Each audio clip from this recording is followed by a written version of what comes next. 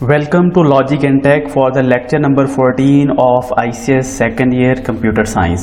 आज का हमारा टॉपिक है प्रॉपर्टीज ऑफ रिलेशंस या टेबल। क्वेश्चन है जी, डिफाइन प्रॉपर्टीज ऑफ रिलेशन और टेबल। अ रिलेशन और table is the basis of relational database management system.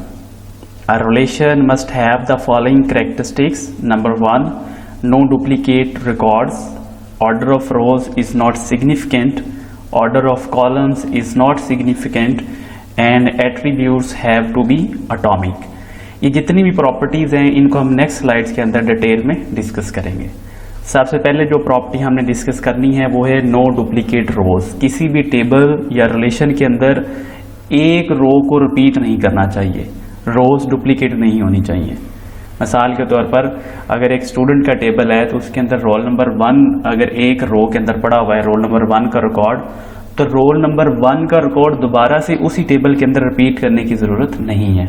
इसकी मिसाल बिल्कुल इसी तरह है जैसे एक घर के अंदर दो बच्चों के सेम नेम नहीं हो सकते, इसी तरह एक रिलेशन या एक टेबल के अंदर एक रो दो दफ़ा नहीं आ सकती।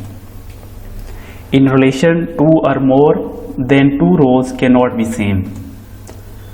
All rows are separate with separate and unique keys।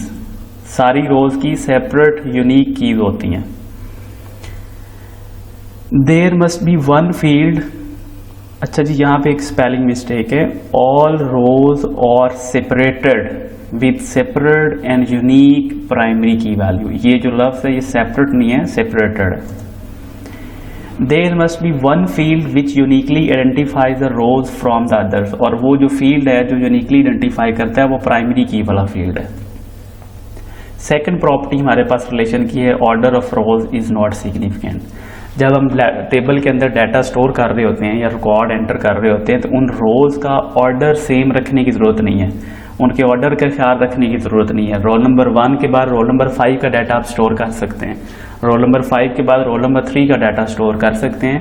Database management system के जो टेबल्स हैं उनके अंदर order of rows is not significant, ज़रूरी नहीं है। There is no order of rows in table. At the time of query order can be defined. जब database के अंदर से हमने डाटा को फेच करना है या सिलेक्ट करना है उस वक्त हम ऑर्डर डिफाइन कर सकते हैं कि जो डाटा हमने फेच करना है वो असेंडिंग ऑर्डर में है या डिसेंडिंग ऑर्डर में। Order does not matter at the time of data insertion. जब डाटा एंटर कर रहे होते हैं उस वक्त ऑर्डर मैटर नहीं करता। नेक्स्ट प्रॉपर्टी जो हमने डिस्कस करनी है वो है ऑर्डर ऑफ कॉलम्स। बिल्कुल उसी तरह जिस तरह रोज का ऑर्डर मैटर नहीं करता उसी तरह कॉलम्स का भी ऑर्डर ज़रूरी नहीं है। Same as order of rows, order of columns is also not significant.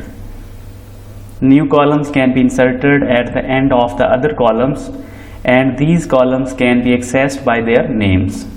Next property हमारे पास है जी, attributes have to atomic। Database का जो टेबल होता है उसके अंदर रोज और कॉलम जिस जगह पे खुद को इंटरसेक्ट करते हैं वो एरिया हमारे पास सेल कहलाता है। और attributes have atomic, have to be atomic का मतलब ये है कि एक सेल के अंदर एक ही वैल्यू का होना ज़रूरी है। all the cells or intersections of rows and columns must have atomic or single value। Multiple values in any cell are not allowed। For example, name and address must be placed in 2 different cells। एक ये हमारे पास table है जिसके अंदर हमने name और address को एक ही सेल के अंदर स्टोर किया हुआ है। ये गलत तरीकाकार है। हमने करना ये है कि एक टेबल बनाना है जिसके अंदर नेम और एड्रेस का अलग अलग कॉलम हो और नेम और एड्रेस को अलग अलग सेल के अंदर स्टोर करना है, और यही हमारे पास सही तरीकाकार है। ये थी जी हमारे पास टेबल या रिलेशन की प्रॉपर्टीज़। उम्मीद की जाती है कि सारा टॉपिक बड़े अच्छे से समझ आ गया होगा, लेकिन फिर भी कोई कन्फ्यूजन है तो आप कमेंट सेक्शन में पूछें, मैं आपको रिप्लाई कर दूंगा।